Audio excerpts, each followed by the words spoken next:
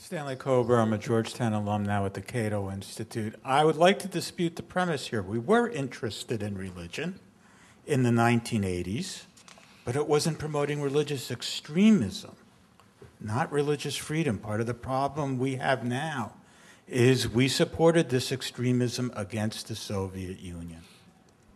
Okay? Saudi Arabia was mentioned this morning. We encouraged the Saudis back then to fund religious schools to turn out devout young men who would then go to fight the Soviets.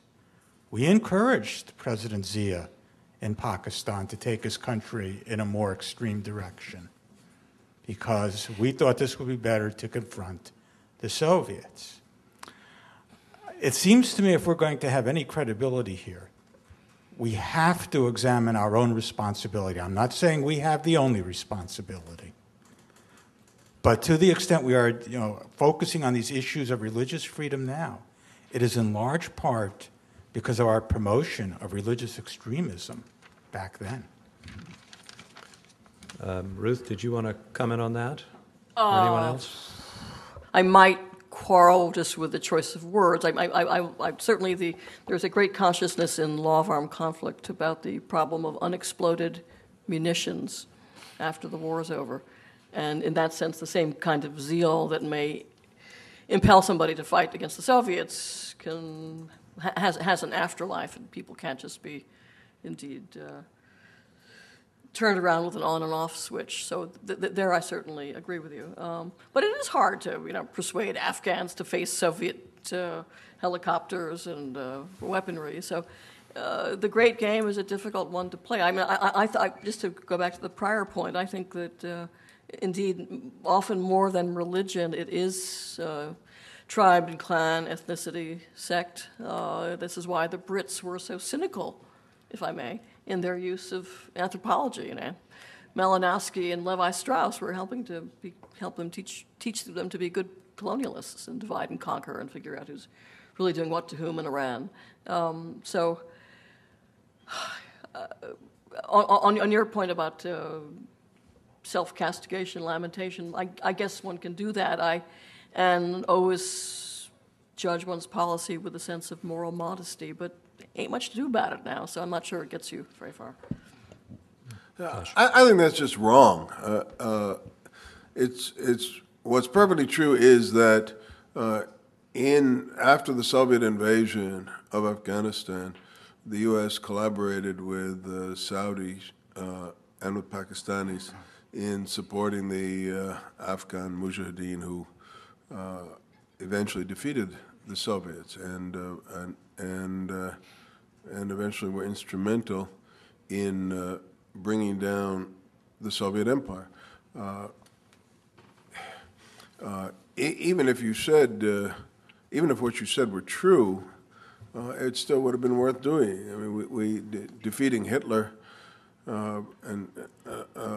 brought us the Soviet Empire in Eastern Europe.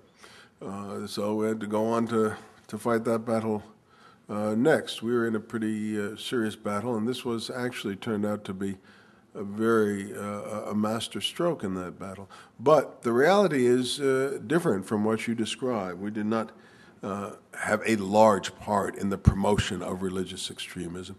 In fact, the foreign fighters in Afghanistan, I think according to all serious, different from what you described. We did not have a large part in the promotion of religious extremism. In fact, the foreign fighters in Afghanistan, I think according to all serious... his form of realism, which probably is reflected in his theology, if you push back far enough, but is he lifted up very much in schools of international relations and in this country any longer? I haven't done this in a while. Phil? Yeah, well, Niebuhr's making a comeback. I'm not sure it's necessary to link it to his theology. You can, but what's making a comeback is this notion that we shouldn't always assume that we will put our power to good and that others will see that we're putting our power to good. So I'm not sure that the theology is what's driving it or being embraced by everyone, but what I think a lot of foreign policy thinkers are embracing in the wake of an experiment during which, for 7 years, we actually thought we could use our tremendous power to transform the world, and we would be doing good, and we would be seen as doing good, and therefore we would do good. All the experience of finding that to be much more difficult than we had thought reminded us to go back and look at Niebuhr and how he warned us about just assuming that power doesn't corrupt, and in fact it does. And so in that sense, I think it's becoming quite relevant.